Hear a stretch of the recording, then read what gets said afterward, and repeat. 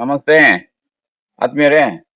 ಈಗ ನಾವು ಇದು ಮನೆ ಪಕ್ಕದ ರೋಡ್ ಇದು ಇದು ಹೀಗೆ ಪಕ್ಕದ ಒಂದು ರೋಡ್ ಮಾಡ್ಕೊಂಡಿದೀವಿ ಮನೆಗೆ ಆ ಕಡೆ ಈ ಕಡೆ ಹೋಗಿ ಬರ್ಲಿಕ್ಕೆ ಅನ್ಬಿಟ್ಟು. ಇಲ್ಲಿ ನೋಡಿ, ಇಲ್ಲಿ ಬಾರ್ಡರ್ ನಲ್ಲಿ ನಾವೀಗ ಇಲ್ಲಿ ಲಾವಂಚವನ್ನ ಹಾಕೊಂಡಿದೀವಿ. ಆ ತೆಂಗಿನ ಗಿಡದ ಲೈನ್ ಅದು ಸೈಡ್ ಅಲ್ಲಿ ಬರ್ತದೆ. ಈಗ ಇದು ಲಾವಂಚ. ಈಗ ಲಾವಂಚವನ್ನ ನಾವಿಲ್ಲಿ ಹಾಕೊಂಡಾಗ ಏನಾಗ್ತದೆ, ಅಲ್ಲಿಂದ ಏನಾದ್ರೂ ನೀರು ವಿಪರೀತ ನೀರು ಬಂದ್ರೆ ಆ ನೀರನ್ನು ಸಮೇತ ತಡೆಯುವಷ್ಟು ಒಂದು ಸಾಮರ್ಥ್ಯ ಇರುತ್ತೆ. ಮತ್ತೆ ಮಣ್ಣು ಈ ಕಡೆಗೆ ಕುಸಿಯೋದಿಲ್ಲ. ಮತ್ತೆ ಯಾವುದೇ ಕಾರಣಕ್ಕೂ ಮನೆ ಮುಂದ್ಗಡೆ ಈ ತರ ಇದ್ದಾಗ ಒಂಥರ ಶೋ ಇರ್ತದೆ. ಆ ಜಮೀನಿಗೂ ರಸ್ತೆಗೂ ಒಂದು ಮಧ್ಯದಲ್ಲಿ ನಾವು ಇಲ್ಲಿ ಲಾವಂಚವನ್ನ ಈ ತರ ಇಲ್ಲಿ ಇಲ್ಲಿ ಹಾಕೊಂಡಿದೀವಿ. ಇದು ಲಾವಂಚ ಇಲ್ಲಿ ಕ್ಲೀನ್ ಆಗಿ ಇಲ್ಲಿ ಮನೆಯವರೆಗೂ ಈಗ ಇಲ್ಲಿ ಲಾವಂಚ ಬರುತ್ತೆ. ಆಮೇಲೆ ಇವಾಗ ಇಲ್ಲಿ ತೆಂಗಿನ ಗಿಡಗಳೆಲ್ಲ ಈಗ ಆಲ್ಮೋಸ್ಟ್ ಇವಾಗ ಎಲ್ಲ ಪ್ಲಾಂಟೇಶನ್ ಆಗಿದೆ. ಒಂದು 3 ತಿಂಗಳು ಈಗ ಎಲೆ ಯಾವುದು ಗಾಳಿಗೆ ಶೇಕ್ ಆಗ್ಬಾರ್ದು. ಈ ತರ ಕಡ್ಡಿನೇ ಕಟ್ಟಿರ್ಬೇಕು. ಪ್ರತಿ ಒಂದಕ್ಕೂ ನಾವಿಲ್ಲಿ ಕಡ್ಡಿಯನ್ನ ಕಟ್ಟಿರ್ಬೇಕು. ಹಾಗೆ ಈ ಲಾವಂಚ ಈಗ ಇಲ್ಲಿ ಒಂದೊಂದು ಅಡಿ 1.25 ಅಡಿಗೆ ಒಂದೊಂದು ಲಾವಂಚವನ್ನ ಇಲ್ಲಿ ಹಾಕೊಂಡಿದ್ದೇವೆ. ಅದಕ್ಕೆ ಒಂದು 15-20 ದಿನ ಕಂಟಿನ್ಯೂ ನೀರು ಕೊಟ್ಬಿಟ್ರೆ ಅದ್ರ ಪಾಡಿಗೆ ಅದು ಕ್ಲೀನ್ ಆಗಿ ಉಳಿಯುತ್ತೆ. ಹಾಗೇನೆ ಎಲ್ಲ ಗ್ರೀಸ್ ಹಿಡಿದ ಗಿಡಗಳೆಲ್ಲ ಈ ತರ ನಾವು ಎಲ್ಲ ನಟ್ಕೊಂಡು ಬಂದಿದ್ದೀವಿ. ಆಗುತ್ತೆ. ಈಗ ನಮ್ದು ಎಲ್ಲ ಗ್ಯಾಸಿನ ಸಮಸ್ಯೆ ಎಲ್ಲ ಆದ್ಮೇಲೆ ಈ ತರ ಸೌದೆಯನ್ನೆಲ್ಲ ಈ ತರ ಸಾಕಿಟ್ಕೊಂಡು ಈಗ ಶುರು ಮಾಡಿದ್ದೀವಿ. ಈ ತರ ಸ್ಟವ್ ಈ ತರ ಕರೆಂಟ್ ಇದು ಕಷ್ಟ, ಅದಕ್ಕೆಲ್ಲ ಸೌದೆಯನ್ನೇ ನಾವಿಲ್ಲಿ ಉಪಯೋಗಿಸ್ತೀವಿ. ಇಲ್ಲಿ ಲೈನ್ ಅಲ್ಲಿ ನಮ್ಗೆ ಬಾರ್ಡರ್ ನಲ್ಲಿ SPM ಹಾಕಕ್ಕೆ ನಮ್ಗೆ ಸ್ವಲ್ಪ ಇಲ್ಲಿ ಕಷ್ಟ ಆಗ್ಬೋದು. ಕರೆಂಟ್ ಕಂಬ ಇರೋದ್ರಿಂದ ತೆಂಗಿನ ಗಿಡ ಆ ಕಡೆ ಹೋಗಿಲ್ಲ. ಏನಿದ್ರು ನಾವು ತೆಂಗಿನ ಗಿಡನ ಕರೆಂಟ್ ಕಂಬದಿಂದ ಈ ಕಡೆಗೆ ಇದು ಹಾಕ್ಬೇಕು. ಈಗ ಇದು ರಸ್ತೆ ಜಾಗದಲ್ಲಿ ನಾವು ಇಲ್ಲಿ ಡಮ್ಮಿ ಹಾಕೊಂಡು ಇದನ್ನ ಕನೆಕ್ಟ್ ಮಾಡ್ಕೊಂಡಿದೀವಿ. ಆ ಲೈನ್ಗೆ ಈ ಲೈನ್ಗೆ ಈಗ ಸ್ಟ್ರೈಟ್ ಆಗಿ ಹೋಗ್ಬೇಕು. ಇದು ತಿರ್ಗಾಡೋ ರಸ್ತೆ. ಈ ತಿರ್ಗಾಡೋ ರಸ್ತೆಗೆ ನಾವು ಇವಾಗ ಡಮ್ಮಿ ಪೈಪ್ ಹಾಕಿದ್ವಿ. ಇಲ್ಲಿ ಯಾವುದೇ ಕಾರಣಕ್ಕೂ ಇಲ್ಲಿ ನೀರು ಇಲ್ಲಿ ಬೇಲಿಯಿಂದ ನಾವು 15 ಅಡಿ ಒಳಗಡೆ ಇಲ್ಲಿ ತೆಂಗಿನ ಗಿಡ ನಾವು ಹಾಕೊಳ್ಬೇಕು.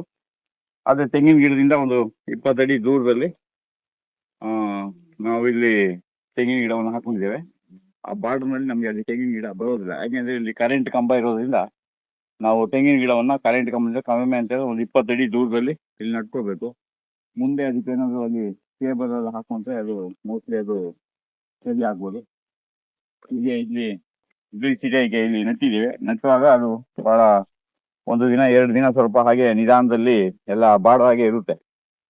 ಬಾಡ ಆದ್ಮೇಲೆ ಅದೆಲ್ಲ ಎಲೆ ಎಲ್ಲ ಉದುರಿದ ಮೇಲೆ ಇಲ್ಲಿ ನಮ್ಗೆ ಹೊಸದಾಗಿ ಅದು ಚಿಗುರು ಬರಕ್ಕೆ ಶುರು ಆಗ್ತದೆ.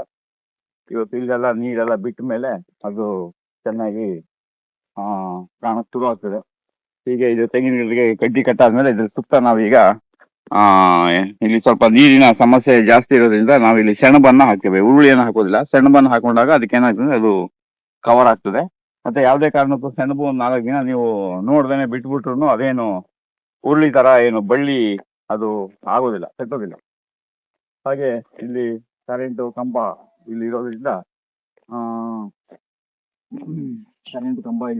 ತೆಂಗಿನ ಗಿಡವನ್ನ ಸ್ವಲ್ಪ ನಾವು ದೂರದಲ್ಲೇ ಇಲ್ಲಿ ಹಾಕೊಂಡಿದ್ದೇವೆ. ಹಾಗೆ ಇಲ್ಲಿ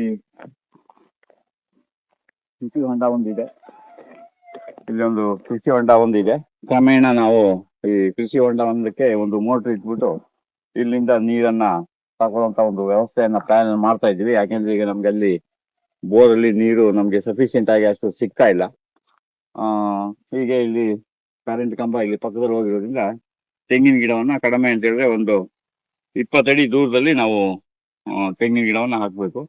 ಮತ್ತೆ ಆ ಕಡೆ ಸೈಡ್ ನಲ್ಲಿ 15 ಅಡಿ ಹಾಕಕ್ ಹೋದ್ರೆ ಅಲ್ಲಿ ನಮ್ಗೆ ಇಲ್ಲಿ ಕಷ್ಟ ಆಗ್ತದೆ. ಅದರಿಂದ ಈ ಜಾಗದಲ್ಲಿ ನಾವು ಬೇರೆ ಬೇರೆ ಹಣ್ಣಿನ ಗಿಡಗಳನ್ನ ಈ ತರ ಹಾಕೊಳ್ಬೋದು. ಹೀಗೆ ನಮ್ಮ ಐಡಿಯಾ ಹಳ್ಳಿ ಹತ್ರ ಇರೋ ತೋಟ ಇದರಲ್ಲಿ ಈ ರೀತಿ ಇದೆ. ಇಲ್ಲಿ ಕೆಳಗಡೆ ಕೃಷಿ ಹೊಂಡದಲ್ಲಿ ಇದರಲ್ಲಿ ನೀರಿದೆ. ಇದರಲ್ಲಿ ಇನ್ನು ನೀರು ಬಂದಿಲ್ಲ. ಇದು ಮಳೆಗಾಲದಲ್ಲಿ ಮೇಲ್ಗಡೆಯಿಂದ ಏನಾದ್ರು ಮಳೆ ಜಾಸ್ತಿ ಆದಾಗ ನಾವು ಈ ಕೃಷಿ ಹೊಂಡದಲ್ಲಿ ಬರೋ ನೀರನ್ನ ಇದು ನಾವು ಸಂಗ್ರಹಿಸ್ಕೋಬಹುದು. ಇದರಲ್ಲಿ ಜಾಸ್ತಿ ಆದ್ರೆ ಇದರಲ್ಲಿ ಬಂದಾಗ ಅದು ಬೇಸೇಜ್ ಇಲ್ಲಿ ಎಳ್ಕೊಳ್ತದೆ. ಹೆಚ್ಚಿನ ನೀರು ಬಂದ್ರೆ ಹಾಗೆ ನೇರವಾಗಿ ಆ ಕಡೆಯಿಂದ ಹೋಗುವಂತ ವ್ಯವಸ್ಥೆ ಇದೆ. ಅದು ಮುಂದೆ ಯಾವುದೋ ಒಂದು ಕೆರೆಗೆ ಹೆಬ್ಬಾಳ ತರ ಅದು ಹೋಗುವಂತ ಒಂದು ವ್ಯವಸ್ಥೆ. ಇಲ್ಲಿ ಬೇವಿನ ಮರನು ಇಲ್ಲಿ ಬಹಳ ಚೆನ್ನಾಗಿದೆ. ಹೀಗೆ ಈ ಕೃಷಿ ಹೊಂಡವನ್ನ ಮುಂದೆ ಏನಾದ್ರು ಟಾರ್ಪಲ್ ಹಾಕಿ ಇಟ್ಕೊಂಡ್ರೆ ಇಲ್ಲೂ ಸಮೇತ ಒಳ್ಳೆ ನೀರನ್ನ ನಾವು ಇಲ್ಲಿ ಸಂಗ್ರಹಿಸ್ಕೊಳ್ಬೋದು. ಈ ರೀತಿ ಈಗ ತೆಂಗಿನ ಗಿಡ ನೆಟ್ಟಾಗಿದೆ.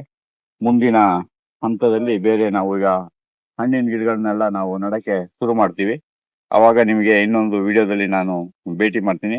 ಒಂದು ರಿಕ್ವೆಸ್ಟ್ ಏನಪ್ಪಾ ಅಂದ್ರೆ, ಯಾರ್ಯಾರಿಗೆ ನಮ್ಮ ಕೃಷಿಯಲ್ಲಿ ನಾವು ಮಾಡುವಂತ ವಿಡಿಯೋ ಯಾರಿಗೆ ಇಷ್ಟ ಆಗಿದೆ ಅವರು ಸಬ್ಸ್ಕ್ರೈಬ್ ಮಾಡ್ಕೊಳ್ಳಿ, ಅದನ್ನ ಲೈಕ್ ಮಾಡಿ, ಶೇರ್ ಮಾಡಿ. ಯಾಕೆಂತಂದ್ರೆ ಇವತ್ತಿನ ದಿನದಲ್ಲಿ ನಿಮ್ಮ ಯಾವುದೇ ಒಂದು ಉದ್ಯೋಗ ಭಾರತ ದೇಶದಲ್ಲಿ ನಶಿಸಿ ಹೋದ್ರು ಕೃಷಿ ಮಾತ್ರ ನಶಿಸುವಂಗೆ ಇಲ್ಲ. ಯಾಕೆಂತಂದ್ರೆ ಪ್ರತಿಯೊಂದು ಜೀವಿಗೂ ಭಗವಂತ ಹೊಟ್ಟೆ ಕೊಟ್ಟು ಕಳಿಸಿದಾನೆ. ಆ ಹೊಟ್ಟೆಗೆ 2 ಹೊತ್ತು ಊಟ ಬೇಕೇ ಬೇಕು. ಅದರಿಂದ ಯಾವುದೇ ನಿಮ್ಮ 4G 5G 6G 7G 8G ಯಾವ ಜಿ ಬಂದ್ರು ಗಂಜಿ ಬಹಳ ಮುಖ್ಯ. ಆ ಗಂಜಿಗೆ ನಮ್ಗೆಲ್ಲರಿಗೂ ಕೃಷಿ ಬೇಕು.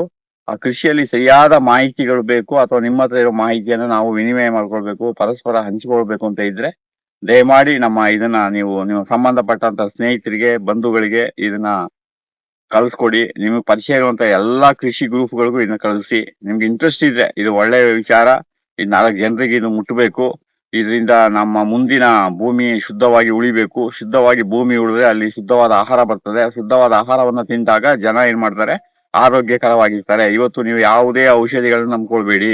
ಡಾಕ್ಟರ್ಗಳು ನಮ್ಗೆ ಶತ್ರುಗಳೇನಲ್ಲ. ಡಾಕ್ಟರ್ಗಳಲ್ಲಿ ತುಂಬಾ ಒಳ್ಳೆ ಡಾಕ್ಟರ್ಗಳಿದ್ದಾರೆ.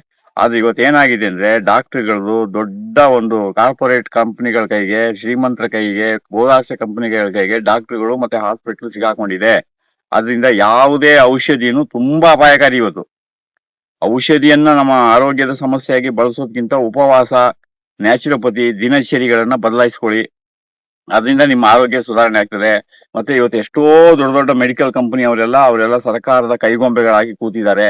ಅದರಿಂದ ಯಾವುದೇ ಒಂದು ಔಷಧಿ ಕಂಪನಿಯನ್ನ ನೀವು ಯೋಚನೆ ಮಾಡಿ. ಈಗ ಅನೇಕ ಔಷಧಿಗಳೆಲ್ಲ ಏನಾಗ್ತಾ ಇದೆ ಅಂತ ಹೇಳಿದ್ರೆ, ಯಾವುದೋ ಒಂದು ಔಷಧಿನ ತಿಂದಾಗ ಅದ್ರಲ್ಲಿ ಇನ್ನೊಂದು ಕಾಯಿಲೆ ಸೃಷ್ಟಿ ಆಗ್ಬೇಕು, ಅದಕ್ಕೆ ಒಂದು ಔಷಧಿ ಕಂಡು ಹಿಡಿಯೋದು ಎಲ್ಲ ಇದೊಂದು ದೊಡ್ಡ ಬಿಸ್ನೆಸ್ ಆಗ್ಬಿಟ್ಟಿದೆ. ಅದರಿಂದ ದಯಮಾಡಿ ಆ ರೀತಿ ಅಂತ ಜನರಿಗೆ ದೇವರು ಮುಂದೆ ಯಾವ ರೀತಿ ಪ್ರಕೃತಿ ಅವ್ರಿಗೆ ಯಾವ ರೀತಿ ಶಿಕ್ಷೆಯನ್ನು ಕೊಡ್ಬೇಕು ಅದು ಕೊಡುತ್ತೆ. ನಾವು ಅದ್ರ ಬಗ್ಗೆ ಚಿಂತೆ ಮಾಡೋದು ಬೇಡ. ಎಲ್ಲರೂ ಆರೋಗ್ಯವಾಗಿರುವ, ಎಲ್ಲರ ಆರೋಗ್ಯ ಬಹಳ ಮುಖ್ಯ. ಹಣ ಮಾಡೋದೇ ಬಹಳ ಮುಖ್ಯವಾದ ಕೆಲಸ ಅಲ್ಲ. ಹಣದ ಜೊತೆಗೆ ಹಣ ಮಾಡೋದೇ ಮುಖ್ಯ ಉದ್ದೇಶ ಅಂತ ಇಟ್ಕೊಂಡಾಗ ನಾವು ಅದ್ರ ಮೇಲೆ ಮಾನವೀಯತೆಯನ್ನೇ ಮರಿಬೇಕಾಗ್ತದೆ. ಅದರಿಂದ ನಾನು ನಿಮ್ಮೆಲ್ಲರ ಹತ್ರ ವಿನಂತಿಸ್ಕೊಳ್ಳೋದು, ಈ ವಿಚಾರ ನಿಮ್ಗೆ ಏನಾದ್ರು ಇಷ್ಟ ಇದ್ರೆ ನೀವು ಸಂಬಂಧಪಟ್ಟವ್ರಿಗೆ ಇದನ್ನ ಕಳಿಸ್ಕೊಡಿ. ಆದಷ್ಟು ಜನರಿಗೆ ಇಂಥ ವಿಚಾರ ಮುಟ್ಲಿ. ಮತ್ತೆ ನಿಮ್ಮಲ್ಲೂ ಕೃಷಿಯ ಏನಾದ್ರು ಮಾಹಿತಿಗಳಿದ್ರೆ ಖಂಡಿತ ನಮಗೂ ತಿಳಿಸಿ. ಅದು ನಾವೆಲ್ಲರೂ ಸೇರ್ಕೊಂಡು ಭೂಮಿಯನ್ನು ಉಳಿಸುವ. ನಮ್ಮ ಜನರ ಆರೋಗ್ಯ ಮುಖ್ಯ. ಆರೋಗ್ಯದ ಮುಂದೆ ಇನ್ಯಾವುದೂ ಇಲ್ಲ. ಅದರಿಂದ ನಾನು ನಿಮ್ಗೆಲ್ಲರಿಗೂ ತಿಳಿಸ್ತಾ ಇದ್ದೀನಿ, ಸಂಬಂಧಪಟ್ಟವ್ರಿಗೆ ಇದನ್ನೆಲ್ಲರಿಗೂ ಶೇರ್ ಮಾಡೋಣ ಮರಿಬೇಡಿ. ನಮಸ್ತೆ.